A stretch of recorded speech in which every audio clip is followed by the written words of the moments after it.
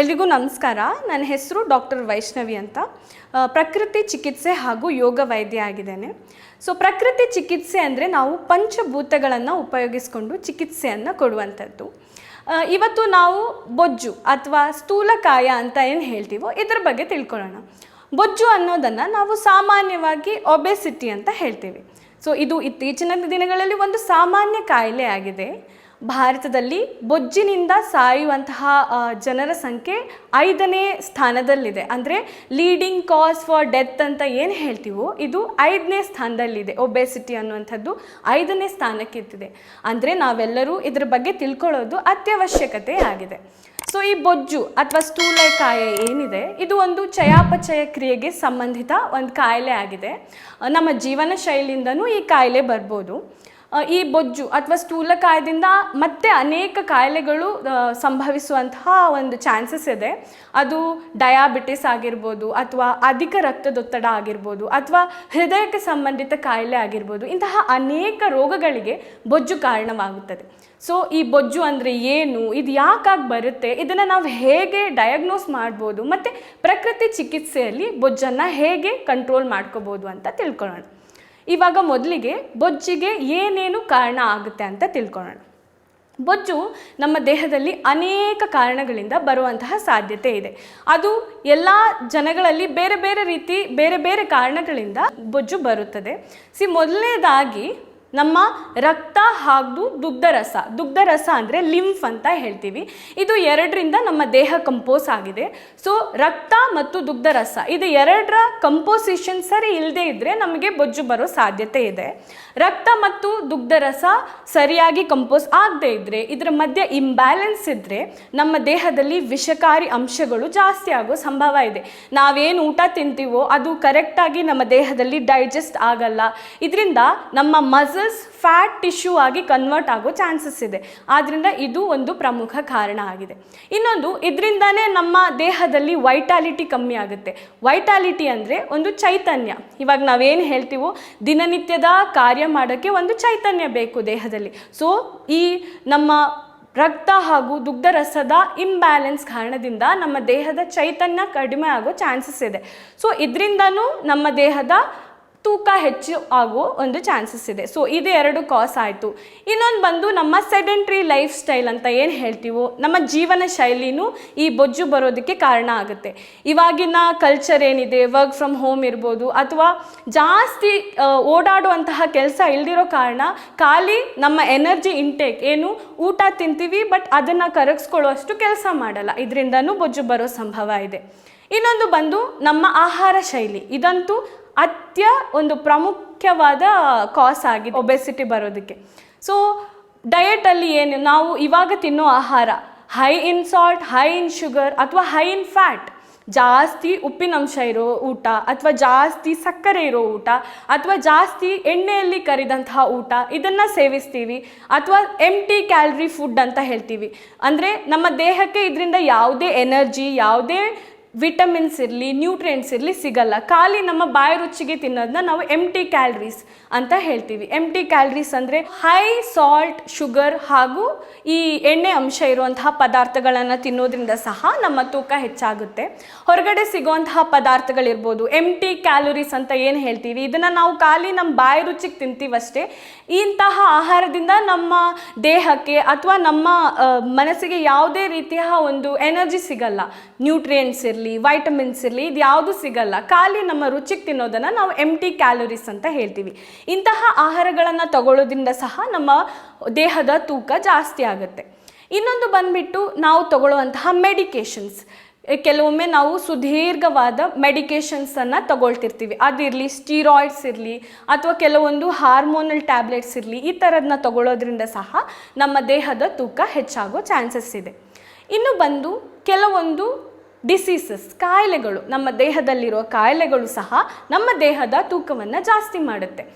ಈಗ ಹೇಳೋದಾದರೆ ಕಾರ್ಟಿಸಾಲ್ ಅನ್ನೋ ಒಂದು ಹಾರ್ಮೋನ್ ಇದೆ. ಈ ಕಾರ್ಟಿಸಾಲ್ ಅನ್ನೋ ಹಾರ್ಮೋನ್ನ ಇಂಬ್ಯಾಲೆನ್ಸಿಂದ ಕುಶಿಂಗ್ ಸಿಂಡ್ರೋಮ್ ಅನ್ನೋ ಒಂದು ಕಾಯಿಲೆ ಬರುತ್ತೆ. ಈ ಕಾಯಿಲೆ ಇದ್ದರೂ ಸಹ ನಮ್ಮ ದೇಹದ ತೂಕ ಜಾಸ್ತಿ ಆಗುತ್ತೆ. ಇನ್ನೊಂದು ನಮ್ಗೆಲ್ಲರಿಗೂ ಗೊತ್ತಿರೋ ಥರ ಥೈರಾಯ್ಡ್ ಹಾರ್ಮೋನ್, ನಮ್ಮ ದೇಹದಲ್ಲಿ ಥೈರಾಯ್ಡ್ ಅನ್ನೋ ಹಾರ್ಮೋನ್ ಇದೆ ಅನ್ನೋದು ನಮ್ಗೆಲ್ಲರಿಗೂ ಗೊತ್ತು. ಈ ಥೈರಾಯ್ಡ್ ಅನ್ನೋ ಹಾರ್ಮೋನಲ್ಲಿ TSH ಲೆವೆಲ್ ಜಾಸ್ತಿ ಆದಾಗ್ಲೂ ನಮ್ಮ ದೇಹದಲ್ಲಿ ಹೈಪೋಥೈರಾಯ್ಡಿಸಮ್ ಅನ್ನೋ ಒಂದು ಕಾಯಿಲೆ ಬರುತ್ತೆ. ಇದರಿಂದನೂ ಸಹ ನಮ್ಮ ತೂಕ ಜಾಸ್ತಿ ಆಗೋ ಚಾನ್ಸಸ್ ಇದೆ. ಇನ್ನು ಡಿಪ್ರೆಷನ್, ಮಾನಸಿಕ ಕಾಯಿಲೆಗಳು ಸಹ ತೂಕವನ್ನು ಹೆಚ್ಚಿಸುವಂತಹ ಸಂಭವವಿದೆ. ಈ ಮಾನಸಿಕ ಕಾಯಿಲೆಗಳಿಂದ ನಮ್ಮ ನಿದ್ದೆ ಸರಿ ಹೋಗಲ್ಲ, ಅಥವಾ ನಮ್ಮ ದೇಹದಲ್ಲಿ ಯಾವುದೇ ಕೆಲಸ ಕಾರ್ಯಗಳು ಸರಿಯಾಗಿ ನಡೀತಿಲ್ಲ ಅಂದ್ರೂ ನಮ್ಮ ತೂಕ ಜಾಸ್ತಿ ಆಗೋ ಸಂಭವವಿದೆ. ಸೊ ಈ ಥರ ಹಲವಾರು ಕಾರಣಗಳಿಂದ ನಮ್ಮ ದೇಹದ ತೂಕ ಜಾಸ್ತಿ ಮಾಡುತ್ತೆ. ಸೊ ನಾವು ಯಾವಾಗಲೂ ನಮ್ಮ ದೇಹದಲ್ಲಿ ತೂಕ ಜಾಸ್ತಿ ಆಗೋ ಕಾರಣ ಯಾವುದು ಅಂತ ಮೊದಲು ಸ್ಪಷ್ಟವಾಗಿ ತಿಳ್ಕೊಳ್ಬೇಕು.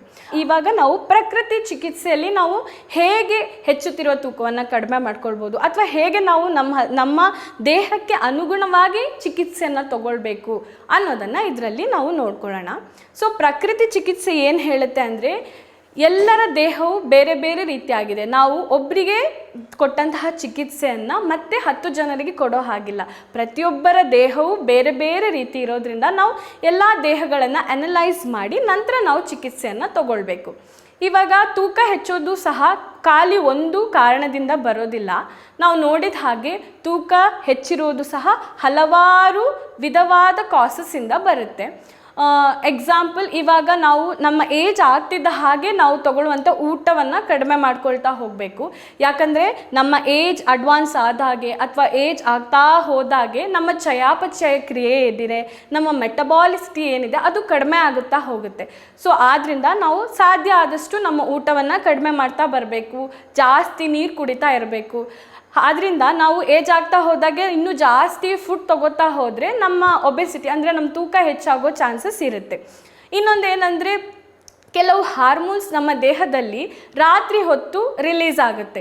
ಸೊ ಇವಾಗಿನ ಆಧುನಿಕ ಜೀವನ ಶೈಲಿ ಹೇಗಿದೆ ಅಂದರೆ, ನಾವು ಎಷ್ಟೋ ಲೇಟ್ ನೈಟ್ ಇರ್ತೀವಿ, ಸರಿಯಾಗಿ ನಿದ್ದೆ ಮಾಡಲ್ಲ, ರಾತ್ರಿ ಹೊತ್ತು ಕೆಲಸ ಮಾಡೋದು ಅಥವಾ ಲ್ಯಾಪ್ಟಾಪ್ ನೋಡೋದು ಅಥವಾ ಫೋನ್ ನೋಡೋದು, ಈ ಥರ ಹಲವಾರು ರೀಸನ್ಸಿಂದ ರಾತ್ರಿ ಹೊತ್ತು ಎಚ್ಚರ ಇರ್ತೀವಿ. ಇದು ಸಹ ನಮ್ಮ ದೇಹದ ತೂಕ ಜಾಸ್ತಿ ಮಾಡೋ ಚಾನ್ಸಸ್ ಇದೆ.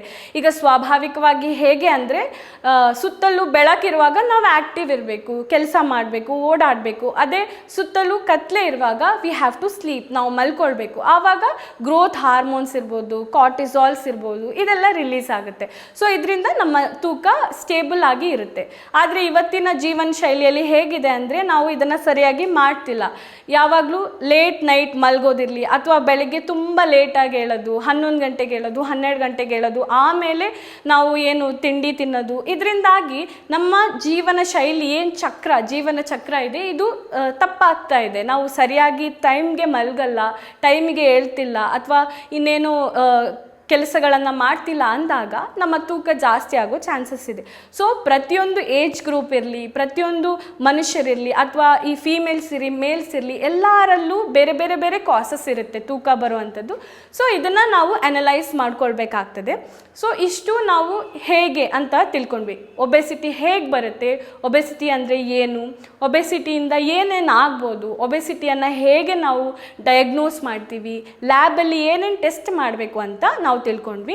ಇನ್ನು ಮುಂದೆ ಪ್ರಕೃತಿ ಚಿಕಿತ್ಸೆ ಅಂದರೆ ಏನು ಮತ್ತು ಇದರಲ್ಲಿ ನಾವು ಹೇಗೆ ತೂಕವನ್ನು ಕಮ್ಮಿ ಮಾಡ್ಕೊಳ್ಬೋದು ಅಂತ ನೋಡೋಣ. ತೂಕ ಯಾಕೆ ಜಾಸ್ತಿ ಆಗುತ್ತೆ ಅಂತ ತಿಳ್ಕೊಂಡ್ವಿ. ಇವಾಗ ಈ ಹೆಚ್ಚುತ್ತಿರೋ ತೂಕವನ್ನು ಹೇಗೆ ಕಡಿಮೆ ಮಾಡ್ಕೊಳ್ಬೋದು, ಅದು ಸಹ ಪ್ರಕೃತಿ ಚಿಕಿತ್ಸೆಯಿಂದ ಹೇಗೆ ಕಡಿಮೆ ಮಾಡ್ಕೊಳ್ಬೋದು ಅಂತ ತಿಳ್ಕೊಳ್ಳೋಣ. ಮೊದಲಿಗೆ ಆಹಾರ ಪದ್ಧತಿ. ನಾನು ಆವಾಗಲೇ ಹೇಳ್ದಂಗೆ ಆಹಾರ ಪದ್ಧತಿ, ನಾವು ಇವಾಗಿನ ಕಾಲದಲ್ಲಿ ಯಾವ ಥರ ಆಹಾರ ತಗೋತಿದ್ವೋ ಇದರಿಂದ ನಮ್ಮ ತೂಕ ಜಾಸ್ತಿ ಆಗೋ ಚಾನ್ಸಸ್ ಇದೆ. ಇವಾಗ ಆಹಾರದಲ್ಲಿ ಯಾವ ಥರ ಚೇಂಜಸ್ ಮಾಡ್ಕೋಬೇಕು ಅಂತ ಇವಾಗ ತಿಳ್ಕೊಳ್ಳೋಣ. ಮೊದಲಿಗೆ ಫಾಸ್ಟಿಂಗ್ ಅಂದರೆ ಊಟವನ್ನು ಕಡಿಮೆ ಮಾಡುವಂಥದ್ದು. ಲಂಘನಂ ಪರಮೌಷಧಂ ಅಂತ ಸಂಸ್ಕೃತದಲ್ಲಿ ಒಂದು ವಾಡಿಕೆ ಇದೆ. ಅಂದರೆ ಫಾಸ್ಟಿಂಗಿಂದ ನಮ್ಮ ಹಲವಾರು ಬಗೆಯ ದೇಹದ ಸಮಸ್ಯೆಗಳನ್ನ ನಾವು ಕಡಿಮೆ ಮಾಡ್ಕೊಳ್ಬೋದು. ಇಂಥದ್ರಲ್ಲಿ ಒಂದು ಅಡ್ವೈಸ್ ಏನಂದರೆ, ಇಂಟರ್ಮಿಟೆಂಟ್ ಫಾಸ್ಟಿಂಗ್ ಅಂತ ಏನು ಹೇಳ್ತೀವೋ ಇದನ್ನು ಅಡ್ವೈಸ್ ಮಾಡ್ತೀವಿ. ಈ ಇಂಟರ್ಮಿಟೆಂಟ್ ಫಾಸ್ಟಿಂಗನ್ನು ನಾವು ವಾರದಲ್ಲಿ 2 ಬಾರಿ ಮಾಡ್ಬೋದು. ಇಂಟರ್ಮಿಟೆಂಟ್ ಫಾಸ್ಟಿಂಗ್ ಅಂದರೆ 16 ಗಂಟೆಗಳ ಕಾಲ ನಾವು ಯಾವುದೇ ಸಾಲಿಡ್ ಆಹಾರವನ್ನು ತಗೊಳ್ಬಾರ್ದು, ಖಾಲಿ ನೀರನ್ನು ಕುಡಿತಾ ಇರಬೇಕು. ಇದರ ಪ್ರಕಾರ ಹೋಗೋದಾದರೆ ನಿಮ್ಮ ಹಿಂದಿನ ದಿನದ ಲಾಸ್ಟ್ ಮೀಲ್, ಕೊನೆಯ ಮೀಲ್ ಏನಿರುತ್ತೋ ಅದು, ಮತ್ತು ನಿಮ್ಮ ಮುಂದಿನ ದಿನದ ಫಸ್ಟ್ ಮೀಲ್ ಏನಿರುತ್ತೋ ಇದು ಎರಡರ ಮಧ್ಯೆ 16 ಗಂಟೆಗಳ ಒಂದು ಬ್ರೇಕ್ ಇರಬೇಕು. ಇದನ್ನು ನಾವು ಇಂಟರ್ಮಿಟೆಂಟ್ ಫಾಸ್ಟಿಂಗ್ ಅಂತ ಕರಿತೀವಿ. ಈ 16 ಗಂಟೆಗಳ ಕಾಲ ನೀವು ಯಾವುದೇ ರೀತಿಯ ಸಾಲಿಡ್ ಫುಡ್ಸ್ ಇರಲಿ ಅಥವಾ ರೈಸ್ ಇರಲಿ, ಚಪಾತಿ, ಈ ಥರ ಫುಡ್ಗಳನ್ನ ಅವಾಯ್ಡ್ ಮಾಡಬೇಕು. ಖಾಲಿ ನೀರನ್ನು ಕುಡಿತಾ ಇರಬೇಕು. ಇದನ್ನು ನಾವು ಇಂಟರ್ಮಿಟೆಂಟ್ ಫಾಸ್ಟಿಂಗ್ ಅಂತ ಕರಿತೀವಿ. ಇದನ್ನು ನೀವು ವಾರದಲ್ಲಿ 2 ಬಾರಿ ಮಾಡ್ಬೋದು. ಸೊ ಇದಾದ ನಂತರ ಕ್ಯಾಲೋರಿ ಡಿಫಿಸಿಟ್ ಡಯಟನ್ನು ಮಾಡೋದು ಉತ್ತಮವಾಗಿದೆ. ಇನ್ನೊಂದೇನೆಂದರೆ ವಾಟರ್ ಡ್ರಿಂಕಿಂಗ್, ನೀರನ್ನು ಕುಡಿಯುವಂಥದ್ದು. ಈ ನೀವು ಇಂಟರ್ಮಿಟೆಂಟ್ ಫಾಸ್ಟಿಂಗ್ ಅಥವಾ ಫಾಸ್ಟಿಂಗ್ ಮಾಡುವಾಗ ಜಾಸ್ತಿ ನೀರನ್ನು ಕುಡಿಬೇಕು. ಯಾಕಂದರೆ ಉಪವಾಸದ ಸಮಯದಲ್ಲಿ ನಮ್ಮ ದೇಹದ ಎಲ್ಲ ಆರ್ಗನ್ಸೂ ಸಹ ರೆಸ್ಟಲ್ಲಿರುತ್ತೆ. ಆವಾಗ ನಾವು ಜಾಸ್ತಿ ನೀರು ಕುಡಿಯೋದ್ರಿಂದ ನಮ್ಮ ದೇಹದಲ್ಲಿರೋ ವಿಷಕಾರಿ ಅಂಶಗಳನ್ನು ಹೊರಗಡೆ ಹಾಕೋಕ್ಕೆ ತುಂಬ ಯೂಸ್ಫುಲ್ ಆಗಿರುತ್ತೆ. ಸೊ ನೀರನ್ನು ಜಾಸ್ತಿ ನಾವು ಮಡಿಕೆಯಲ್ಲಿ ಇಟ್ಟು ಕುಡಿಯೋದ್ರಿಂದ ಬೆನಿಫಿಟ್ಸ್ ಇನ್ನೂ ಜಾಸ್ತಿ ಇರುತ್ತೆ. ನೀವು ಗಂಟೆಗೆ 1 ಸಾರಿ 1 ಲೋಟ ನೀರು ಕುಡಿಯೋದು ಉತ್ತಮ. ಅದೇ ನೀವು ಈ 16 ಗಂಟೆಗಳಲ್ಲಿ ಎಷ್ಟು ಟೈಮ್ ಎಚ್ಚರ ಇರ್ತೀರೋ ಅಷ್ಟು ಟೈಮ್ ನೀವು ಒಂದೊಂದು ಗಂಟೆಗೆ ಒಂದೊಂದು ಗ್ಲಾಸ್ ಮಡಿಕೆಯಲ್ಲಿ ಕುದಿಸಿ ಆರಿಸಿದ ನೀರು ಇಟ್ಕೊಂಡು ಇದನ್ನು ಕುಡಿಯೋದು ಒಳ್ಳೆಯದಂತ ಒಂದು ಚಿಕಿತ್ಸೆ ಇದೆ. ಸೊ ಇವತ್ತಿನ ಈ ಸಂಚಿಕೆಯಲ್ಲಿ ನಾವು ನೀರು ಕುಡಿಯೋದ್ರಿಂದ ಹೇಗೆ ನಮ್ಮ ತೂಕವನ್ನು ಕಡಿಮೆ ಮಾಡ್ಬೋದು ಅಂತ ನೋಡಿದ್ವಿ.